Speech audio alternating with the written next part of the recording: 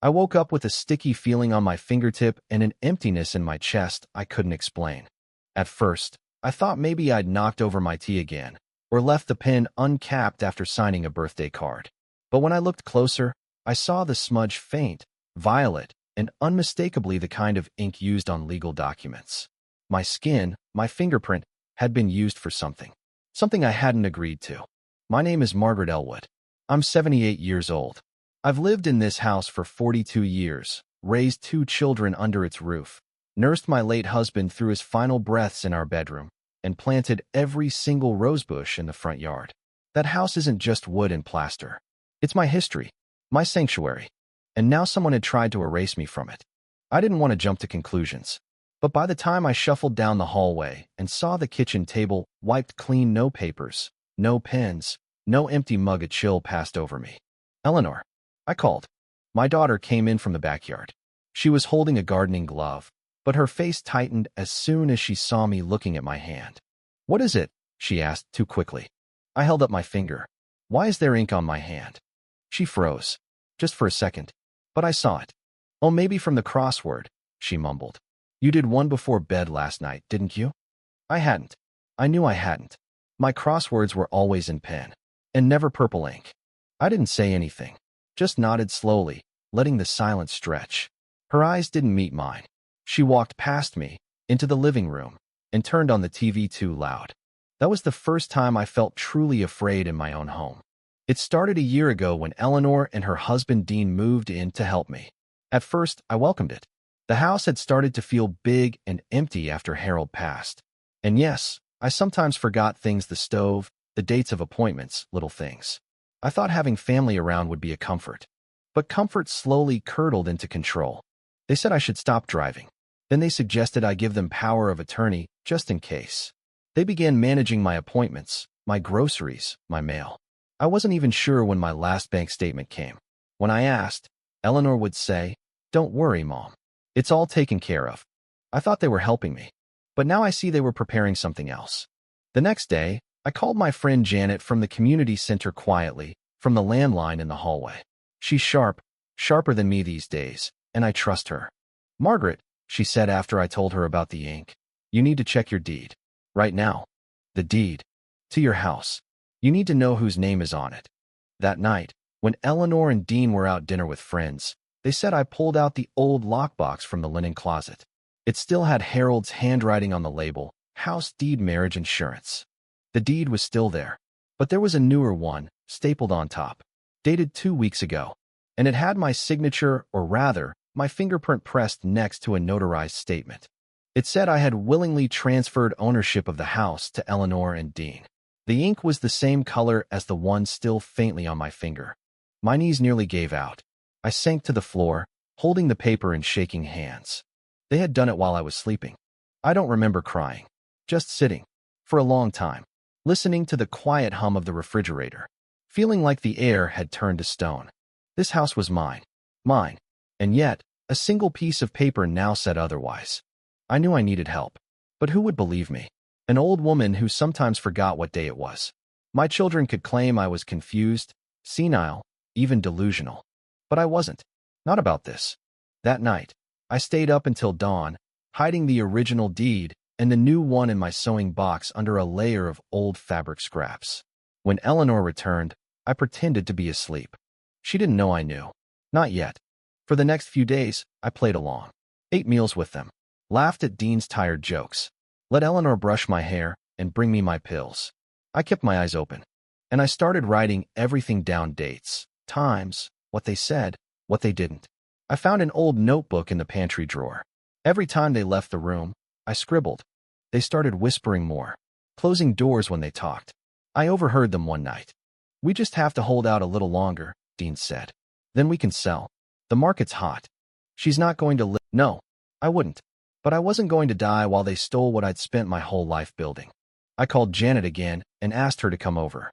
We sat out in the backyard, pretending to sip iced tea while I passed her the notebook pages.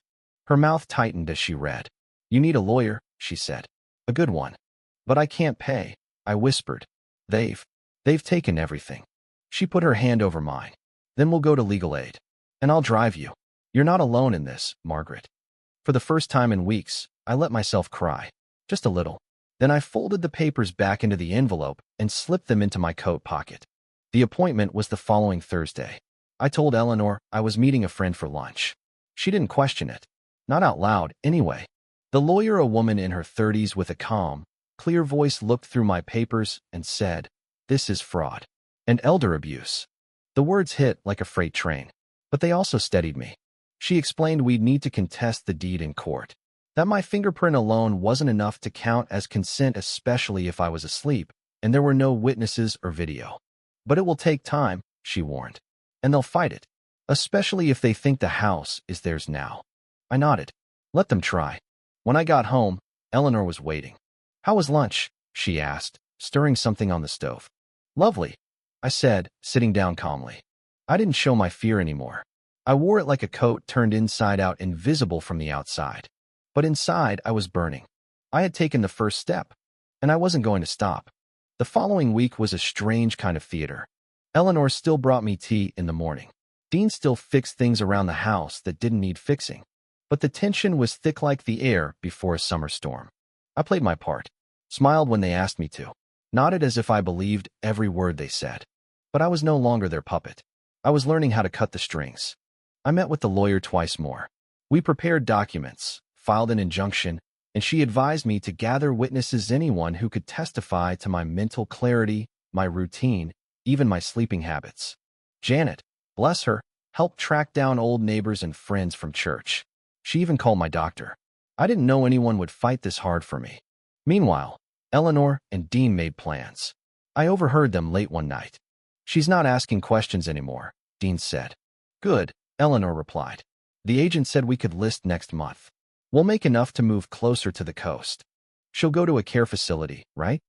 "Eventually," Eleanor said. "One step at a time." A care facility. They had already decided to put me away. 3 days later, a man in a collared shirt came to the house. He introduced himself as a real estate appraiser. Said he was doing a routine walkthrough. I smiled and offered him tea. But inside, my heart dropped. They were moving faster than I thought. They were preparing to sell. I had to act. That night, I asked Janet to come again. "I want to move my things," I whispered, hands trembling, "before they do something I can't undo." She didn't ask what I meant. She just said, "Tomorrow. Pack what matters most. I'll bring the truck." The next morning, I woke early, before the sun, and packed as much as I could: me photo albums, Harold's war medals, my jewelry box, old letters, the deed copies, the lawyer's paperwork, my mother's rosary. Not the furniture, not the big things, just the irreplaceable ones, the pieces of my soul. Janet arrived at 8 a.m. sharp. We moved quickly. Eleanor and Dean were out running errands. We loaded the boxes into her truck and drove to her house across town. She cleared out the guest room and made me a bed with a quilt her mother had sewn decades ago. I sat there for a long time, clutching the box with the deeds inside. "I don't know who they are anymore," I whispered. Janet didn't say anything. She just reached over and held my hand. Later that evening, I called Eleanor. "I'm staying with Janet for a little while," I said calmly. "I need some space." There was a pause. "Space?" Her voice cracked with fake surprise. "Why? What's going on?" "You'll figure it out soon enough," I said. "You always do." Then I hung up. That was the last time I heard her voice in peace. The next morning, my lawyer called. "They filed a counterclaim," she said. "They're alleging you're not of sound mind." My chest tightened. "They're using your age as the weapon," she said quietly. "It's disgusting, but we're ready." They submitted statements saying I was confused, forgetful, paranoid, that I'd lost track of money, that I couldn't handle the house anymore. But they didn't expect what I had. Dozens of notes in my own handwriting. Witnesses who had seen me healthy, alert, coherent. Photos of my finger with the ink smudge. Medical reports saying I had no signs of dementia or cognitive decline. And, most importantly, a copy of the old deed. "They thought you'd be silent," my lawyer said. "But you were smart. And you wrote everything down." The first court date was scheduled a month later. During that month, I stayed with Janet and tried to rest, but sleep didn't come easy. I kept waking up in the dark, half dreaming someone was lifting my hand again. The betrayal lived under my skin. Janet made tea each morning and sat with me in the sun. "You're doing the brave thing," she said once. It doesn't feel brave, I admitted.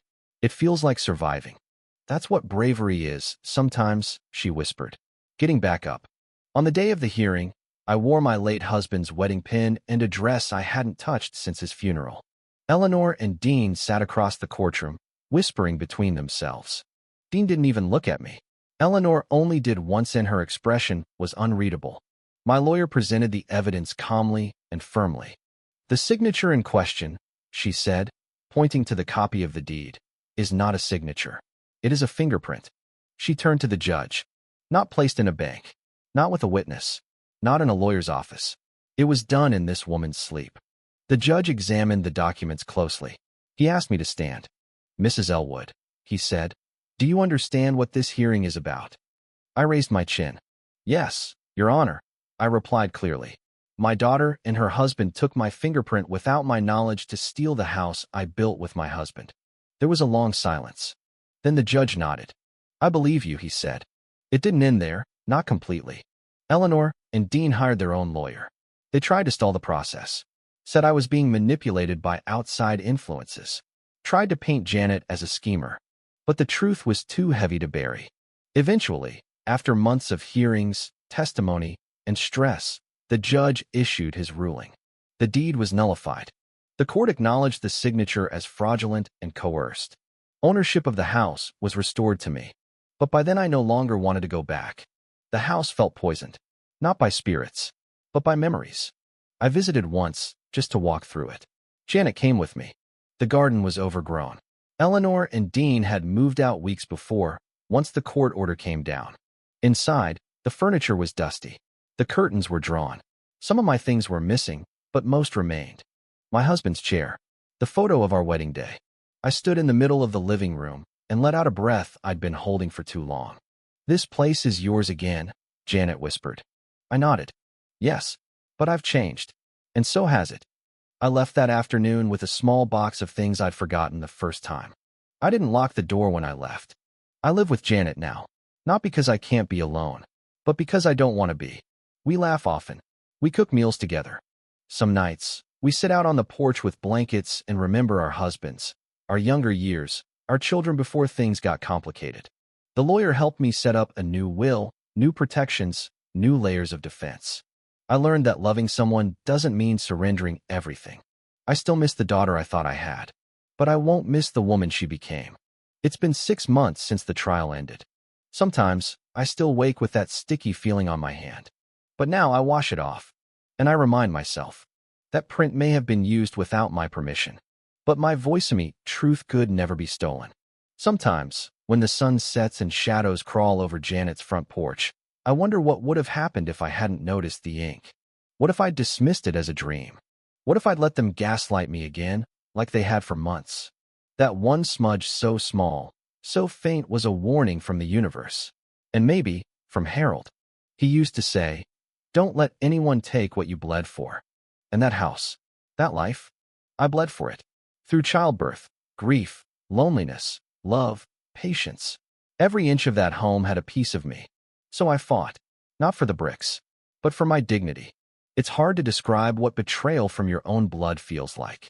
It doesn't explode like a firecracker. It sinks like wet cement. Heavy, silent, cold. You start to question everything you're parenting, your memory, your sanity. Was I too harsh with her as a child? Did I give too much? Or not enough? Was there a moment where our love cracked, and I didn't see it? But no matter how many nights I lie awake staring at the ceiling, I always come back to the same answer. There is no excuse for cruelty, not even from your child. Eleanor hasn't tried to reach me since the trial ended. Not a phone call, not a letter, not a single apology. Dean filed for bankruptcy last month. The house they'd hoped to sell never became theirs. They'd already spent money in their minds that wasn't theirs to begin with. Some days, I wonder what they tell people now.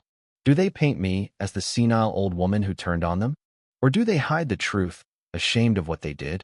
Either way, it doesn't matter. I'm not here to rewrite their story. I'm writing mine.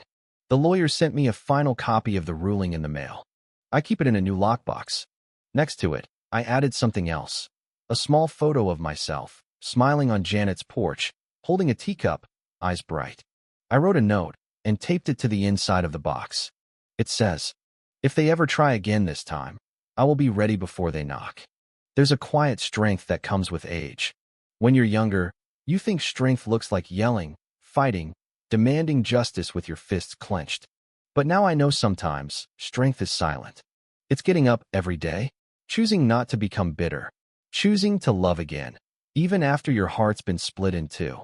Last week, I planted rose bushes again. Janet helped me dig the holes, and I pressed each root into the earth with care. They reminded me of the old ones I'd grown at the house. The ones Eleanor used to run through when she was little, her laughter echoing across the yard. I don't hold that memory with anger. I keep it gently like a photograph of someone you used to know, someone you once loved. I don't need revenge. I don't need them to beg. What I needed and finally gave myself was freedom. Freedom from fear. Freedom from silence. Freedom from the lie that being old means being weak. I'm not weak. I am 78. I'm still standing. And my voice, though weathered, rings truer now than it ever did. They used my fingerprint while I slept. But I woke up, and I remembered who I was. And I will never let them forget it. A month after the ruling, I received a letter from the Office of Adult Protective Services. Someone, likely my lawyer, had submitted a report on the abuse. They offered support, counseling, even assistance with relocation, though I had already moved in with Janet. I didn't need a new home. What I needed was space to feel safe again, to breathe without flinching, to stop waiting for the next betrayal to slip quietly into my life. I thanked them in a letter, but I didn't ask for more help, because for the first time in a long time, I didn't feel powerless anymore. Janet and I fell into a rhythm. We were two old women who had seen life twist in ways we never imagined. But in each other, we found a kind of second youth. We took walks every morning, even if my knees protested. We drank too much tea, played too many card games. We even started writing letters to the editor of the local paper about elder rights, housing scams, and caregiver abuse. We didn't sign them with anger. We signed them with truth. Our words sparked something. First, one woman reached out, a widow who'd been talked into giving her daughter access to all her bank accounts. Then another, a man whose son moved in temporarily and refused to leave. Stories poured in like rain after a drought. And I realized I wasn't the only one. Not by a long shot. Janet came into the kitchen one afternoon, holding a stack of mail. "More letters," she said with a soft smile. "You're becoming quite the voice, Margaret." I opened one. Inside was a shaky note written in blue ink. They told me I didn't remember things right, that I was crazy, but I remember what you wrote. And now I know I'm not alone. I pressed the paper to my chest. No, you're not. One Sunday, we were invited to speak at a community center downtown, part of a new outreach program for elder protection. I stood in front of a crowd of gray heads, hearing aids, walkers, and wary eyes. And I told my story. I didn't sugarcoat it. I spoke about the ink, about waking up with betrayal dried on my skin, about the courtroom, the fear, the shame, the rage, and finally the courage. At the end, a woman in the front row stood up and clapped. Then everyone did. It wasn't a standing ovation for the drama. It was for the recognition, for the quiet voices that had been stifled for too long. After that, things moved quickly. The local news did a segment, a quiet piece titled "The House That Was Almost Stolen." They showed photos of me planting roses, smiling on Janet's porch. They interviewed the lawyer. And Janet, too. I didn't do it for fame. I did it because people needed to know. Just because someone is old doesn't mean they're easy to erase. Then one day, as the sun was setting, I got a letter from Eleanor. It was postmarked 3 towns over. No return address. Just a plain white envelope. Inside was a single sheet of paper. I didn't think it would go that far. That was all she wrote. No apology. No acknowledgement of what she'd done. No asking for forgiveness. I stared at the page for a long time, then folded it once and slipped it into the fireplace. I didn't need her words. Not anymore. Grief is strange. Sometimes it comes long after the person is gone. And sometimes it comes after you realize they were never the person you thought they were. I grieved my daughter more deeply in the months after the trial than I did when she first betrayed me. I grieved the little girl with braids who used to hold my hand, the teenager who cried in my lap after her first heartbreak, the woman I stood beside at her wedding. That woman is gone, and I've made peace with that. But I'm still here, and every day, I'm writing a new chapter, one where I matter, where my voice counts, where I'm no longer afraid to be alone because I'm surrounded by the truth. Sometimes, Janet and I drive by my old house. The for sale sign is still there, but the lawn is browning and the roses have died. The shutters hang crooked. The place looks tired, hollow, abandoned. I used to think that house was everything. But now I know the soul of a home isn't the walls. It's the heart that lived inside them. And that heart is with me. Wherever I go. We're planning a trip next spring, Janet and I. A road trip up the coast. Just two old women and a map. She asked if I was nervous. No, I said. I've been through worse.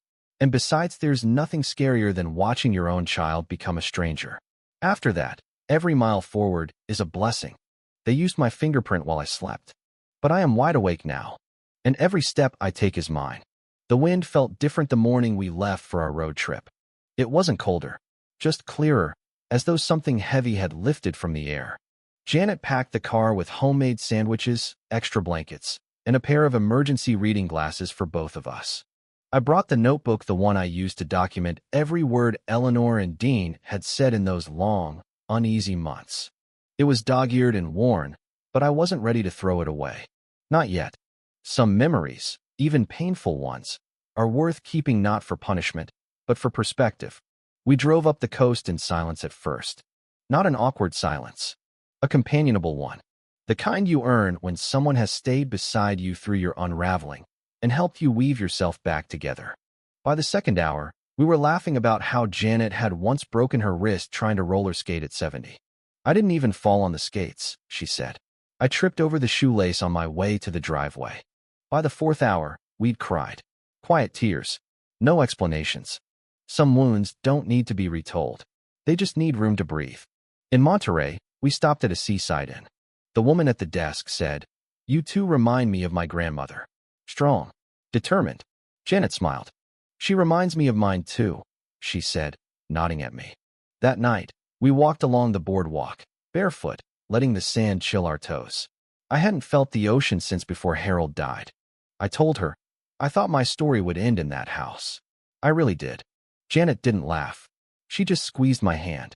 "And now?" she asked. "Now I know I was wrong," I whispered. The story didn't end. It began. When we got back home, 2 weeks had passed. My lawyer had called while I was gone, left a voicemail that said, "You've received a settlement." Apparently, a small foundation for elder protection had heard about the case and wanted to make a donation, not for legal fees, but for something more symbolic. They called it a restoration grant. $5,000. No strings attached. I cried when I heard. Not because of the money, but because someone out there thought I deserved something restored. Because finally, someone believed that what had been taken mattered. I used part of the grant to start a small program at the community center. We called it the Quiet Fight. A monthly gathering for elders to share stories, ask questions, and learn how to protect themselves before things go too far. The first meeting had 7 people. The second had 23. By the fourth, the room was too full. Men and women in their 70s and 80s brought folders, journals, photographs. Some trembled as they spoke. Others could barely find the words. But they came. And they stayed. And they looked one another in the eye. Because when you speak your truth, no matter how late, you take back a piece of yourself. One woman approached me after a session and said, "I don't want to fight my children, but I don't want to be invisible either." I looked at her and replied, "You're not invisible. They just stopped looking. But now it's your turn to see yourself again." She wept into my shoulder, and I wept with her. Not all endings come wrapped in resolution. Eleanor never wrote again. Dean filed for divorce 6 months after the trial. Last I heard, he moved out of state. I sometimes think about what Eleanor must tell herself when she goes to sleep. Maybe she believes I betrayed her. Maybe she knows she betrayed me. Maybe she doesn't think about it at all. And maybe that's the part that hurts the most. But I've learned something. Closure isn't something someone gives you. It's what you decide for yourself when you stop asking for answers and start planting new roots. This fall, I returned to my old house. It had finally sold to a young couple with a baby on the way. I didn't go inside, just stood on the sidewalk, watching as they painted the porch, laughing at each other's messy strokes. Their child squealed in the stroller as a breeze tickled her cheeks. And for a moment, I saw it what it used to be, what it could be again. Not a battlefield, not a prison, but a place of beginnings. I whispered a quiet goodbye and walked away, Janet and I adopted a rescue dog a month ago, a mutt with one floppy ear and a scar over his eye. We named him Harold, after my late husband. He snores like an old truck and eats like a bear. But when he curls at my feet at night, I feel something I haven't felt in years: unconditional trust. And that is worth everything. People sometimes ask me if I regret not pressing charges, if I wish I demanded more in court, if I hate Eleanor. Here's what I say. I don't want revenge. I want healing. And I don't hate Eleanor. I grieve her. Because somewhere, in that woman who raised her voice and forged my name, was once a daughter I held with shaking hands in a hospital room nearly 5 decades ago. I will always love that baby. But I have let go of the woman who hurt me. That's the most powerful kind of freedom there is. As I sit here, pen in hand, dog asleep by my feet, Janet humming in the kitchen, I realize this is the legacy I want to leave. Not a house, not a bank account, not even my story, but this truth, that your worth does not expire with age, that your voice does not weaken with time, that love does not excuse abuse, and that sometimes, even after everything has been taken, you can begin again. They used my fingerprint while I slept, but they forgot one thing. I am still here, and I remember everything.